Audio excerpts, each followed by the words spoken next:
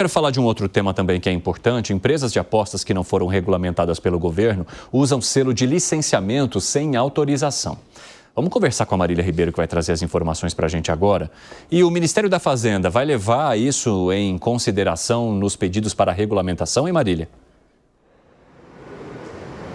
Oi, Evandro, boa tarde a você e todo mundo que está acompanhando a gente nesta sexta-feira aqui no 3 em 1. É isso mesmo, Evandro. Acontece, né, que quem está cuidando dessa regulamentação das bets aqui no Brasil é a Secretaria de Prêmios e Apostas do Ministério da Fazenda. Acontece que essa primeira autorização que está sendo feita, ela ainda não é aquela definitiva para que as empresas possam atuar aqui no Brasil a partir do ano que vem. E antes disso, antes do Ministério da Fazenda fazer a divulgação dessa lista, a Secretaria de Prêmios e Apostas ela vai analisar a regularidade, informações sobre a habilitação jurídica e a qualificação dessas empresas que pediram autorização junto à pasta até o dia 17 de setembro deste ano. E o que está acontecendo agora, Evandro? Algumas empresas, como você disse, estão usando selos falsificados do governo federal e também do Ministério da Fazenda sem autorização. E tem outra que diz estar licenciada, porém não está naquela lista que foi divulgada pelo Ministério da Fazenda no início deste mês. Um dos sites, Evandro, é a Geralbet. Ela tem autorização para poder funcionar aqui no Brasil até dezembro de 2024. Só o que acontece? Quando você entra no site da Bet, logo no início, lá tem uma logo do Ministério da Fazenda e também do governo federal e é uma mensagem dizendo que ela é uma das primeiras empresas a estarem reguladas aqui no Brasil. O que acontece, Evandro? Não é verdade. Isso porque essa regulamentação ela vai acontecer de fato somente a partir do ano que vem. Eu entrei em contato com esse site de apostas Geralbet, só que até o momento eles não responderam. E o que o Ministério da Fazenda diz, né? A Fazenda afirma que empresas não podem usar marcas institucionais do Ministério e também do governo federal em suas comunicações e deve haver aí um contato com essas empresas que estão usando estes selos. No início do mês, Evandro, como eu disse, o Ministério da Fazenda divulgou aquela lista com cerca de 213 bets que estão com autorização para poder funcionar aqui no Brasil até dezembro de 2024. Logo após isso, ainda neste processo, o Ministério da Fazenda vai fazer uma espécie de filtro de empresas que vão poder atuar no mercado legal, mas apenas a partir de janeiro de 2025. E isso vai funcionar com pagamento de outorga, que é aquele valor de 30 milhões que essas empresas vão ter que pagar para a União. Mas esse licenciamento, essa autorização 100% feita pelo Ministério da Fazenda, ela vai acontecer mesmo somente a partir do ano que vem, Evandro. Obrigado pelas informações, Marília. Essa situação promete dar muita dor de cabeça ainda nessas fiscalizações aí do governo federal. Agora, falando sobre bets, o ministro do Supremo Tribunal Federal, Gilmar Mendes, pediu vista e suspendeu o julgamento sobre a lei das apostas esportivas. Vamos conversar com a Janaína Camelo, que vai explicar por que isso aconteceu e qual foi o motivo dessa suspensão, segundo o argumento do ministro. Fala aí, Jana, bem-vinda. Boa tarde, Evandro. Pois é, o ministro, ele pediu vista aí, né, e acaba suspendendo esse julgamento para analisar melhor esse processo. Esse julgamento, ele está acontecendo no plenário virtual, então ali os ministros não discutem, né, apenas depositam seus votos ali no sistema do judiciário. Então, não há motivos ali explícitos, né, como se fosse no plenário presencial, onde o ministro explicaria o motivo.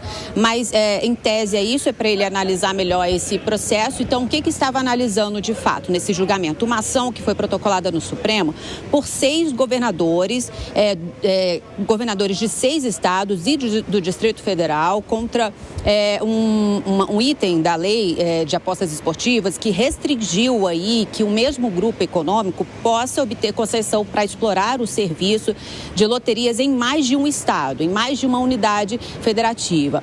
Esses estados também, esses governadores criticam aí, né, as alterações que foram feitas nas publicidades de apostas esportivas pela lei, né, que proibiu que essa publicidade desse serviço seja feita em um estado onde esse serviço de fato não esteja acontecendo. Então, quem são esses estados? São Paulo, Minas Gerais, Acre, Paraná, Mato Grosso do Sul, Mato Grosso do Sul, Rio de Janeiro e aí o Distrito Federal, sobre a proibição de um mesmo grupo econômico aí a explorar serviços de apostas em mais de um estado. Esses governadores, eles alegam aí que isso acaba reduzindo o número de empresas que podem participar no processo de licitação e isso, então, por consequência, acaba aumentando a competitividade também entre os próprios estados. Esse julgamento, quem tinha votado nesse julgamento no plenário virtual, até então, somente um relator, que é o ministro Luiz Fux, e pela procedência dessa ação. Nesse voto do ministro, ele explicou que a União não pode instituir tratamento privilegiado para si própria em detrimento dos estados.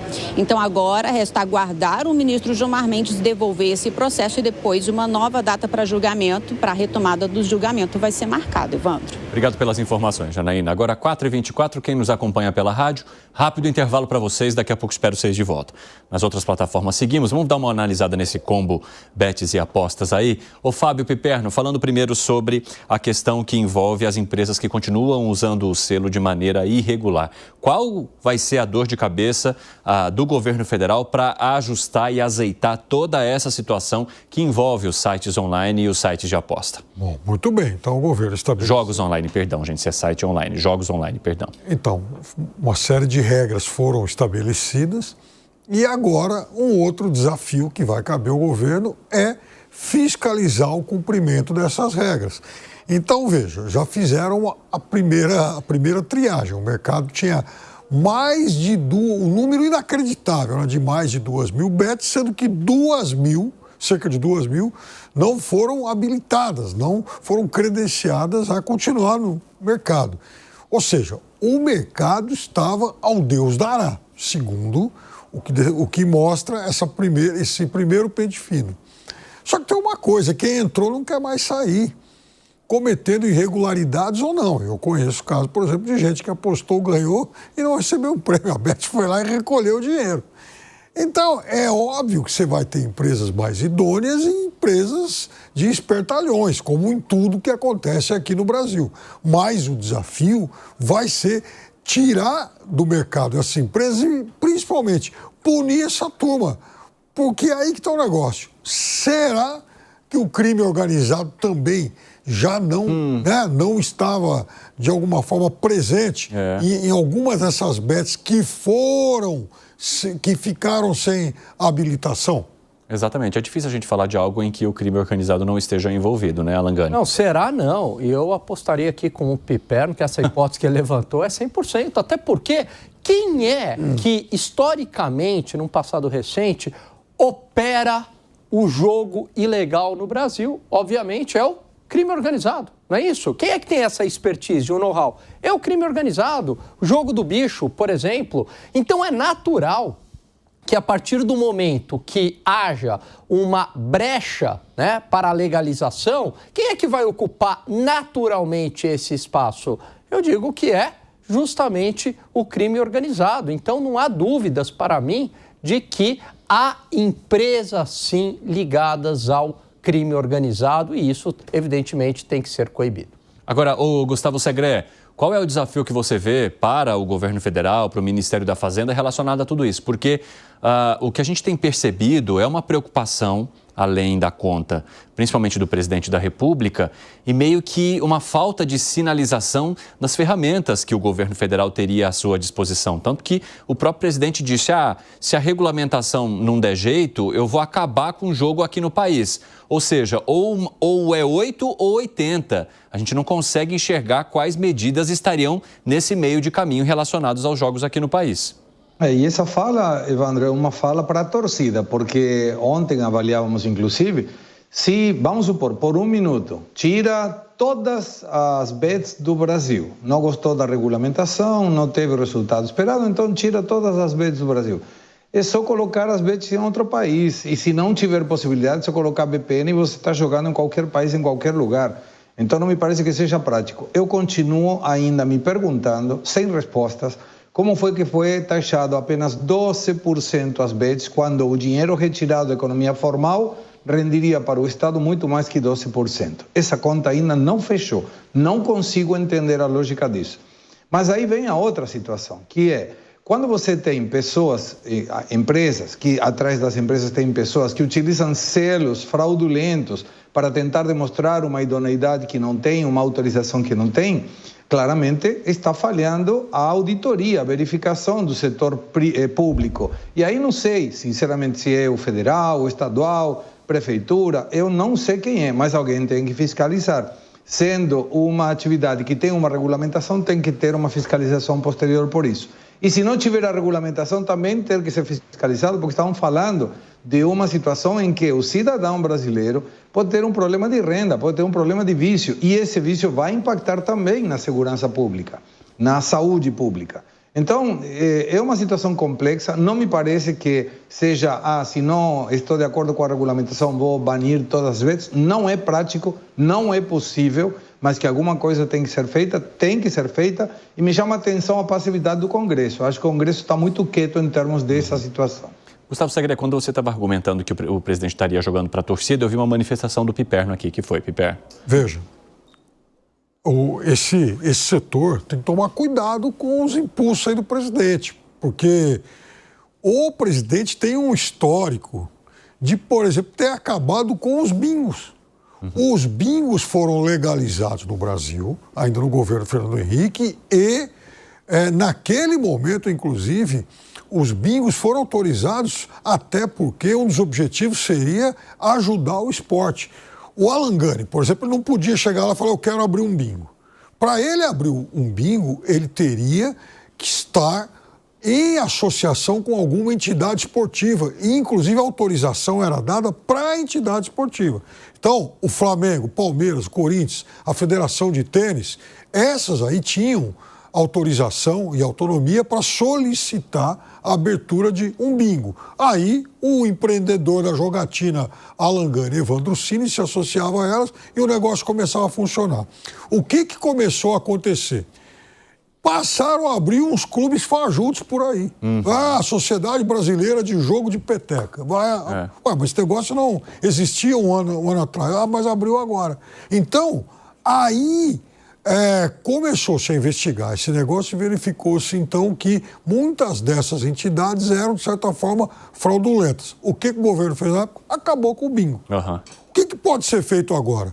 Se o governo toma a iniciativa de acabar com as bets, vai ter esse efeito que o Segré falou. Muita gente vai continuar jogando, embora o volume vai acabar diminuindo, mas vai penalizar as empresas nacionais que se habilitaram para atuar nesse mercado. Então é por isso também que elas precisam fazer a sua parte. Até porque a gente tem percebido agora uma mudança até na publicidade dessas empresas, né? Muitas alteraram a marca, fizeram ali um certo rebranding, digamos assim, estão anunciando e reforçando mais que atuam da maneira correta, que tem regulamentação. Algumas fizeram até algumas propagandas orientando os usuários dos jogos sobre os riscos que eles podem correr, em que momento que eles percebam que talvez estejam exagerando nisso, que aí nesse momento é a hora de parar. Então, assim, uma necessidade que foi buscada no mercado publicitário, ou seja, essas empresas buscando por meio do marketing, da divulgação, separar o joio do trigo, né? E colocá-las na caixa daquelas que cumprem as medidas. Agora, se vem uma ação como essa, como reforçou o Piperno, todas seriam atingidas. Você acha que isso poderia acontecer, Zé Maria, assim como aconteceu com o bingo lá atrás? Sim, é um problema de difícil solução, né? Porque eu não acredito na possibilidade de alguém não deixar o jogo eletrônico entrar no seu país. Eu não acredito. Assim como internet, assim como plataformas digitais, você pode dificultar e tal, mas não consegue. E todo esse submundo já existia, a legalização apenas trouxe à luz a transparência, o que já estava acontecendo há muito tempo. Até o famoso jogo do bicho já estava nas plataformas. Ninguém mais escreve uma maquininha, ou seja, já era um jogo eletrônico. E que agora não será mais contravenção, será crime. A regulamentação diz que operar qualquer jogo sem a legalização é crime, não é mais a famosa contravenção. E existem mesmo essas malandragens. Olha, Piperno, me lembro de uma matéria que eu fiz há muito tempo, há mais de 20 anos atrás, foi um furo sobre exatamente um bingo para a Santa Casa e tinha o nome da Santa Casa e todo mundo comprando aquelas coisas e tal, sorteio, achando que estava dando dinheiro para a Santa Casa. E aí, quando eu descobri, fiz uma grande matéria, primeira página do jornal, tal, dava 5% da arrecadação líquida para a Santa Casa. Né? E levava as pessoas a pensar que todo o dinheiro ia para a Santa Casa e faturava os tubos. Né? Então, tem essas malandragens, sim. Agora, o que me preocupa nessa situação é que nós já estamos vivendo o que eu previa, porque as não legalizadas estão operando normalmente de outros países, com outras plataformas, com novos caminhos da internet e pronto. Então, é impossível extinguir, acabar com o cassino eletrônico. Se não legalizar, ele anda pela ilegalidade.